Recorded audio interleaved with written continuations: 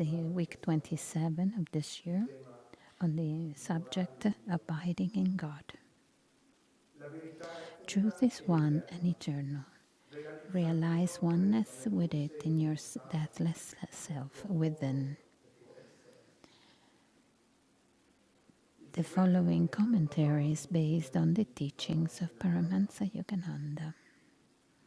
Yogananda often emphasized more often to his disciples than to the general public, but also to everyone generally, for it was a universal teaching, the importance of attunement. For divine understanding cannot be created, it must be perceived. To the disciples, Yogananda spoke of the importance of attunement with the Guru. To others, he urged the importance at least of attuning oneself to higher consciousness. Can an eagle rise without support from the sustaining air? Jesus Christ said in the Gospel of St. John, chapter 15, I am the vine, ye are the branches. He that abideth in me, and I in him, the same bringeth forth much fruit. For without me ye can do nothing. If a man abide not in me, he is cast forth as a branch, and is withered, and men gather them and cast them into the fire, and they are burned.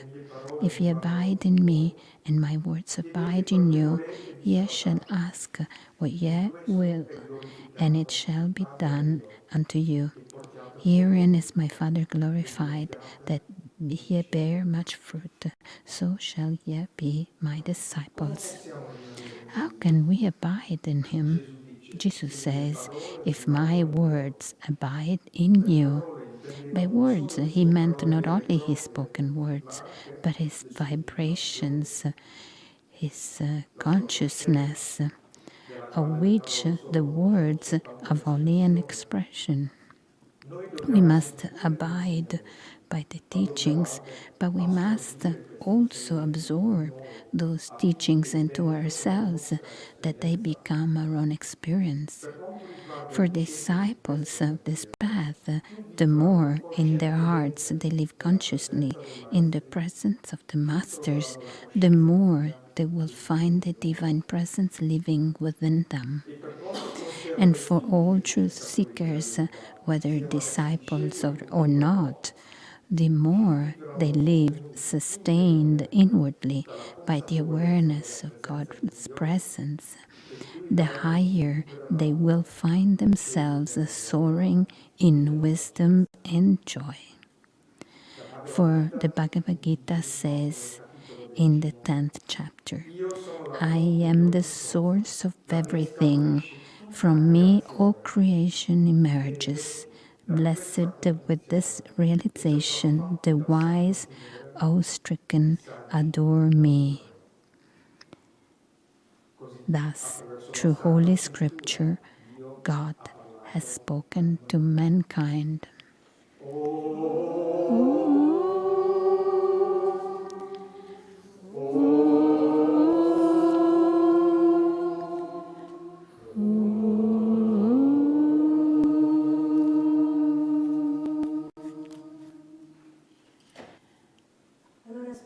So very often Jesus used to use similitudes and metaphors to speak to the public, to help people to understand with more clarity, maybe within an image or an example, his teachings.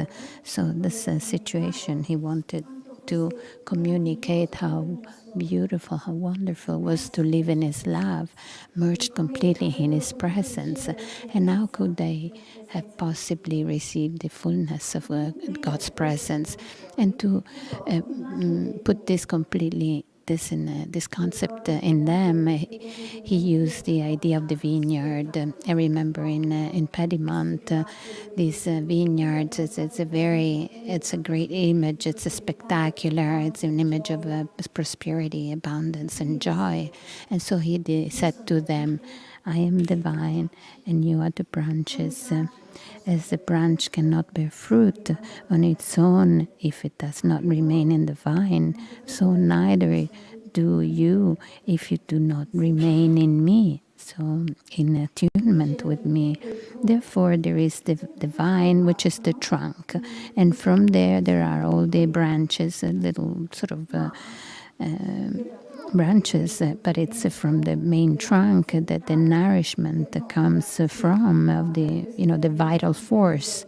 This is in a yogic terms, but the lymph comes from the trunk.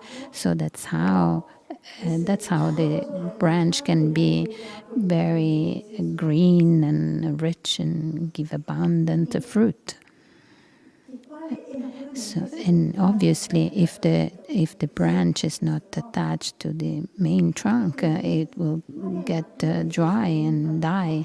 So, what's the nature of this vital lymph that Jesus talks about? First of all, we want to understand that when Jesus says, "I am the vine," he was not referring to he himself as the Son of Man, but as the Christ consciousness. As all the masters realized, and God manifests the Christ consciousness in a human form. And that's he's the one who unites with the God, becomes a master, and he becomes the source of every good thing. And even in the Bhagavad Gita says the same thing. I'm the source of everything, and the entire creation was got manifested through me. And even Krishna, that I is when he says I, he refers to the Christ consciousness. So in this similitude, Jesus wants to say, in this metaphor, he wants to say to all of us, if you remain united to the source, because I am the source of every good. I am the source of life. I am the eternal bliss. If you remain in attunement with this, you will be giving great fruits. And that's why he said, remain united in my love, because my joy could be with you and could be big, great joy. It's a beautiful promise.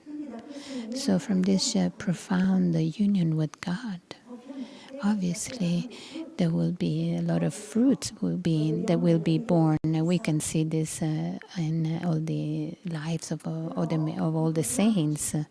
But let's remember, though, that the fruit does not come from the branch, but it comes from the vine, from the source. And I would like to give you an example of a great saint, Mother Teresa of Calcutta. And as you all know, his life has been a great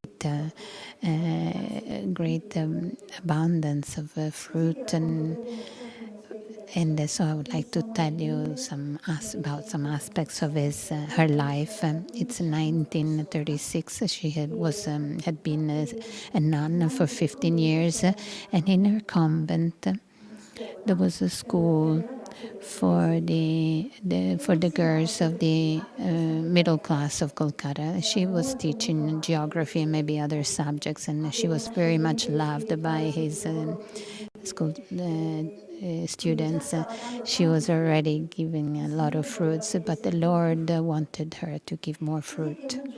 So one day she was at the Kolkata station waiting for a train for Darjeeling, and when she had a vision of Christ who told her, Teresa, I would like you to be my fire of love for the poorest, for those who are sick, for those who are neglected, for all those children who are alone. I know that you don't feel capable of doing this, that you consider yourself such little thing. But Teresa, I would like through you to manifest the glory of God. Will you accept this? And Teresa said, yes. Yes, my Lord, I will do it. I found this story that was directly told by Mother Teresa. It was probably shortly after this vision she had.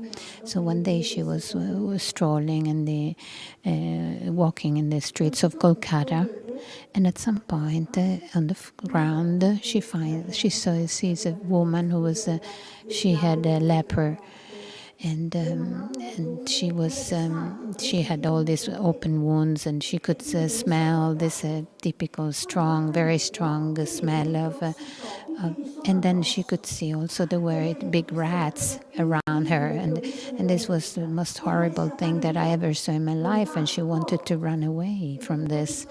And after a few blocks, she got stopped by Christ's compassion, and she turns around and she could see there were other people in the same conditions, and so she comes back to this first woman that she had seen. She chases the rats. She holds her, and then she takes her up. She forgets about the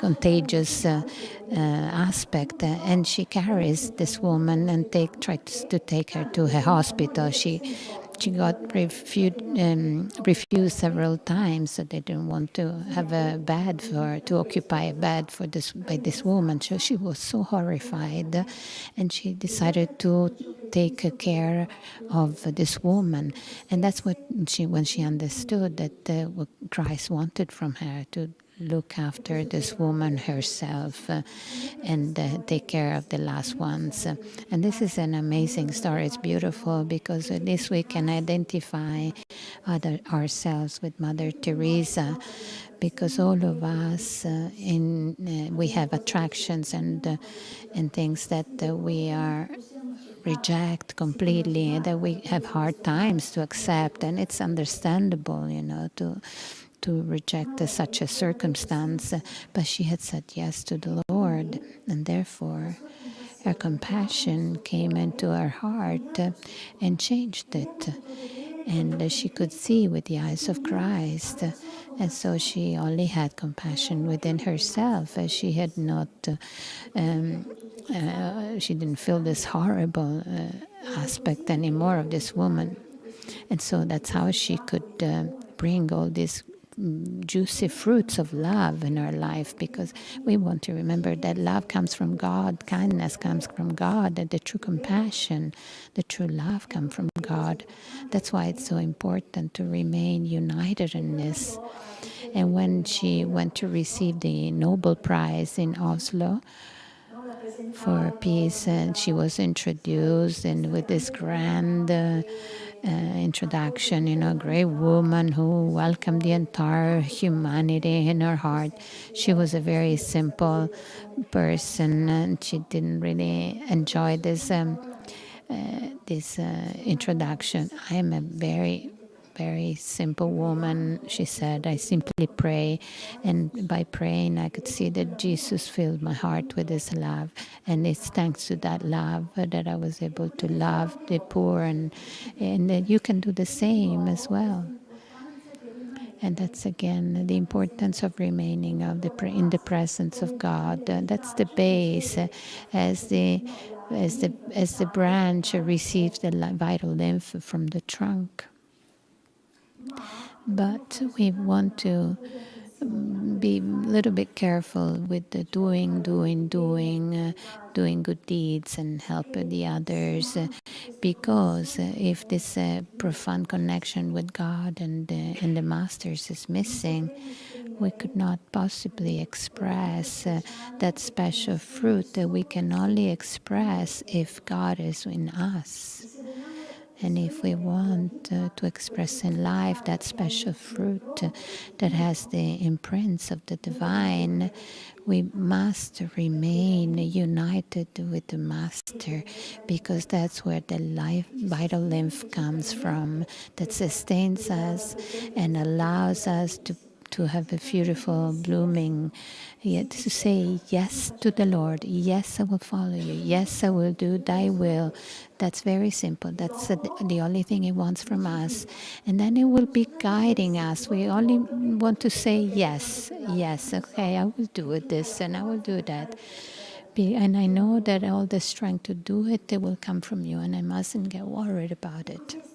And so it was for all the saints of the saints of this world from centuries and centuries. Buddha, Saint Teresa of Avila, Saint Rita of Kasha, Don Bosco, Visca from Vijayaguri, Swami Kriyananda. But let's see what he did. One man.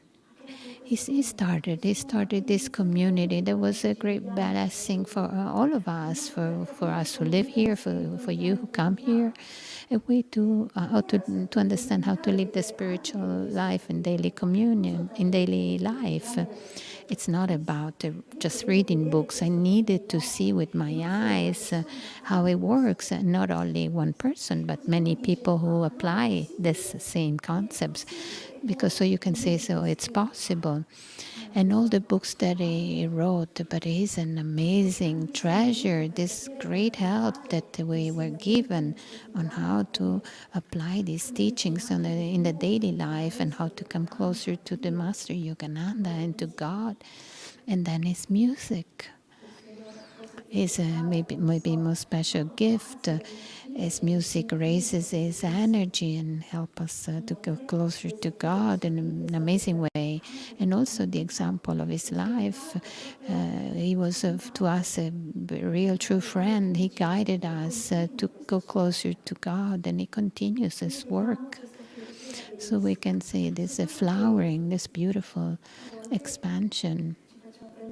But sometimes we get discouraged, and then say, how can I love the way the saints loved? How can I have that ardor? But so I would like to share with you a thought by Swami Kriyananda. You will discover that in your desire to reach God, He will elevate you, and in His desire to desire God, He will elevate you. So we're just in the level of desire and an act of will that is born from the heart. It will give you the power to find you, but your love can attract Him to you. We cannot do anything by ourselves. Everything comes from God. That's why Jesus said, if you remain in me and I in you, you will give a lot of great fruit. But without me, you cannot do anything. And you will receive the power to find it. You cannot generate the power to do it by yourself, but your love can attract it to you. And we must have the faith that His love is always exchanged. Later on, Gitanjali will sing a beautiful chant, and this is the translation that I will read to you. Lord, may we serve you. Lord, may we serve you all our days. Ever rejoice to sing your praise. As we together your wisdom seek, charge us with truth whenever we speak. Lord, may we ever know your will. Come to us when our hearts are still. As we your guidance with joy receive, may we as one your bliss achieve. And this is the wish for all of us. Om.